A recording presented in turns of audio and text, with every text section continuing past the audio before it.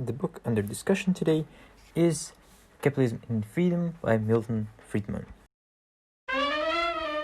In the introduction, Friedman concentrates on his view of correct relationship between a government and its citizens.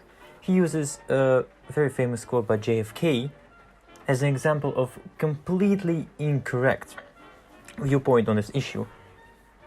Ask not what your country can do for you, ask what you can do for your country. And Milton Friedman says that it's completely incorrect to think so. Instead, we should think, what can I and my compatriots do through the government? In the first chapter, Friedman mentions that never, ever, there has been political freedom without economic freedom, and vice versa, where government had the control over the whole economy, any political freedom completely suffered or didn't exist. Friedman argues that not all forms of the government are compatible with the freedoms of an individual, and he says especially socialism is not compatible with it. And he mentions that even though it may not be completely impossible, but it is very difficult to see how those freedom of expression, for example, would fit into a socialist society. In the second chapter, he talks a bit more about the limits of how government can do something in order to preserve individual freedom. And firstly, he mentions that it is only applicable to responsible and sane adults. Quote, "We do not believe in freedom for madmen or children." And he describes two different situations, monopolies and neighborhood effects. And a monopoly exists when one person has complete control over some goods or services. And neighborhood effect is when the actions of one person definitely lead to the fact that others cannot avoid it. And he used a great example of polluting rivers and lakes. If someone upstream dumps waste into the river, the people who are down the river will definitely get it. In the third chapter, he mainly discusses about how people and why people give out the control over the money to the government.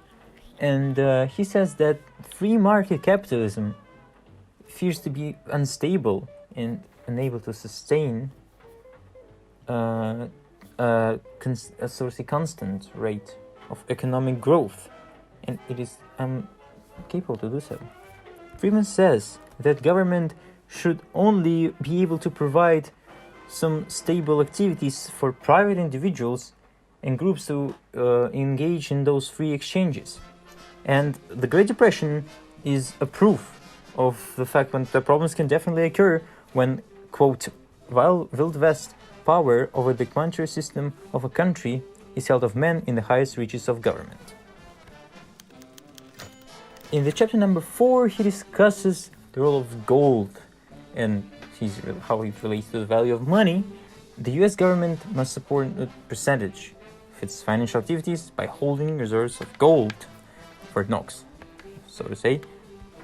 And the main point is about the policy of trading gold by the US, how at fixed prices and preventing private ownerships of the gold for the financial purposes, how it actually helps the system to adjust to certain foreign trade policies. Well, Friedman's main solution, how to reach maximal general freedom and how to overcome financial instability, is to completely abandon those policies concerning gold reserves and the pricing of them. And he says that it will, quote, allow the US to abandon other tariffs. And the people's willing to pay certain prices for products they desire and love will lead to stable exchange rates.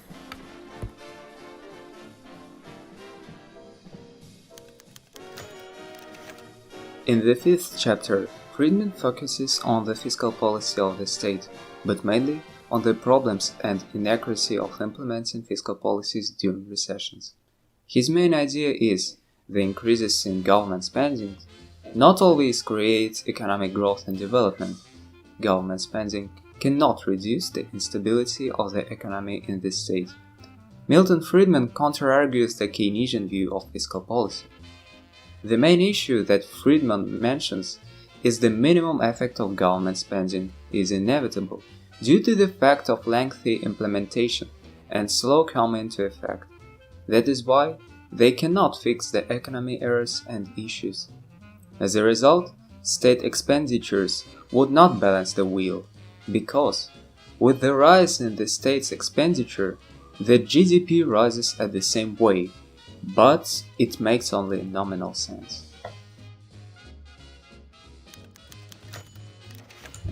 In the next chapter, Milton Friedman tells us about the role of government in education.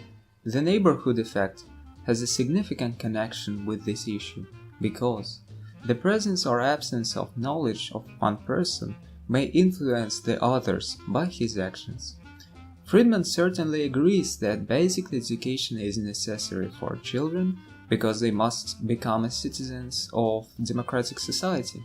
Without the ability to speak or read, they cannot become a part of it and worse off the whole community. That is why the intervention of the government could be somehow justified, even though he proposed a voucher system. In this system, families would be paid every year a certain amount of money that could be spent on approved educational services. In this case, the education could be passed to the private enterprises or non-profit institutions. And the role of government would be limited to ensuring that the schools met particular minimum standards. That is how the parents could obtain freedom in the choice of school, and schools, since the implementations of vouchers, can have competition between each other, thus have the motivation to develop. In the 7th chapter of the book, Milton Friedman discusses the problem of discrimination and racism among society. Author notes an important fact that there could be no discrimination in capitalism, and here are several arguments. Firstly, a person who buys a product does not know who produced the product. It could be made by a woman, Christian, or Jew or Negro. Moreover, an employer must be firstly interested in the efficiency and increase in the income, but not the skin color, sexes, or religion of employees. Therefore, capitalism promotes categorical inequality and excludes racial discrimination in employment. However, if consumer or employee adheres to discrimination, they limit their freedom by reducing the amount of choices of services. The 8th chapter is dedicated to the issue of monopolies and social responsibility of businesses. Milton Friedman goes on to talk about 3 situations that could potentially lead to a monopoly, those being technical limitations, government assistance, and private collusion. Those situations mainly occur in 3 spheres: industry, labor, and government. Any monopoly is capable of significantly affecting the price or quality of any given service. Moreover, monopolies may create the following problems. Firstly, it could limit freedom because it restricts economic freedom by limiting an individual's ability to make decisions. And secondly, it raises quite a thorny issue, which is being a socially responsible company.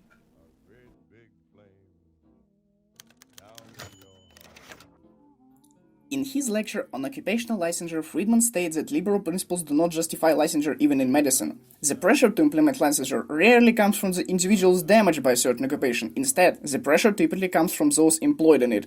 Friedman believes this is because they are more aware of their ability to exploit the customer.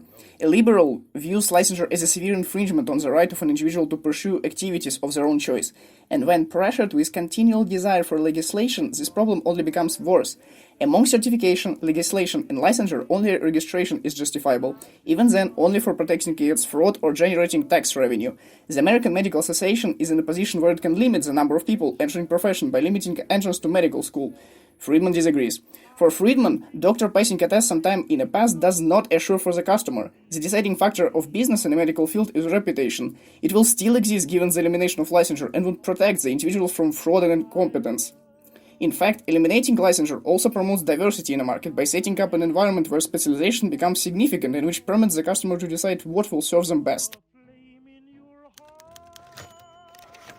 In the center of income equality debate, two definitions arise. One defines equality as equal treatment, while the other defines equality as equal outcome. A large part of inequality is caused by endowment and human capacities and property. Some argue personal endowments and inherited wealth are different. Friedman doesn't agree with this premise. The liberal believes a man is entitled to use whatever he has produced in whatever legal means he desires. This includes passing on his wealth to his heirs. Friedman tells an anecdote. So if an individual is walking down the street and comes across a $20 bill, is he compelled to divide that amongst his friends? Even more so, are his friends justified in banding together and demanding a share of that wealth? Friedman suspects that most individuals would say no. Among Western countries, inequalities in income distribution are smaller in more capitalistic societies. In fact, the development of capitalism has been associated with the decrease of inequality. It is important to distinguish between two types of inequality: temporary, short-run differences and long-run differences in income status. Non-capitalistic societies tend to have a greater inequality gap while looking at the long run. These non-capitalistic societies' inequality gaps also tend to be more permanent than in capitalistic societies.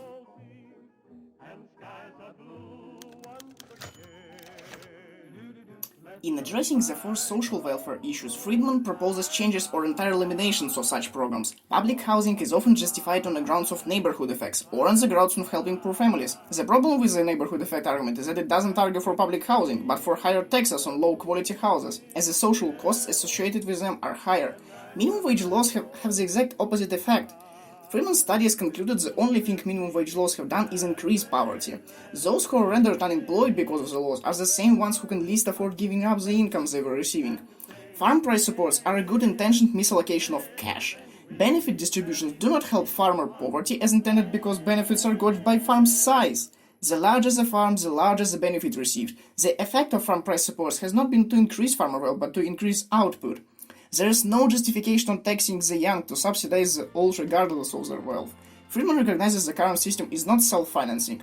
Tax revenue is simply not enough. Friedman supports allowing the individuals to decide whether they want to invest for retirement. The individual has the right to engage in private, public or no retirement savings.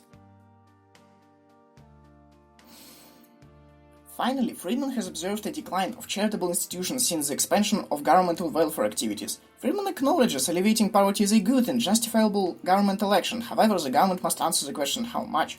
If the program is to eliminate poverty, it shouldn't target housing or farming subsidies, but poverty. Friedman also insists the program shouldn't impede the market in any form. Friedman believed in a flat rate tax on income above an exemption. Any individual whose income is below this exemption would receive the difference times a redistribution percentage. Utilizing a flat tax on income would eliminate tax avoidance and eliminate the problems arising from nominal rates associated with these avoidances.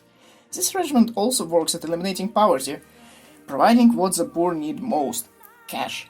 Finally, Friedman concludes that the heart of the liberal philosophy is the dignity of a man. Each man has the equal right to freedom, but each man does differently with that right. He can promote equality and freedom through the capital market. He doesn't perform any action based on the grounds of justice because this infringes on another's freedom. There is an inherent humility in Friedman's liberalism. Man is inherently flawed and must be allowed to make mistakes.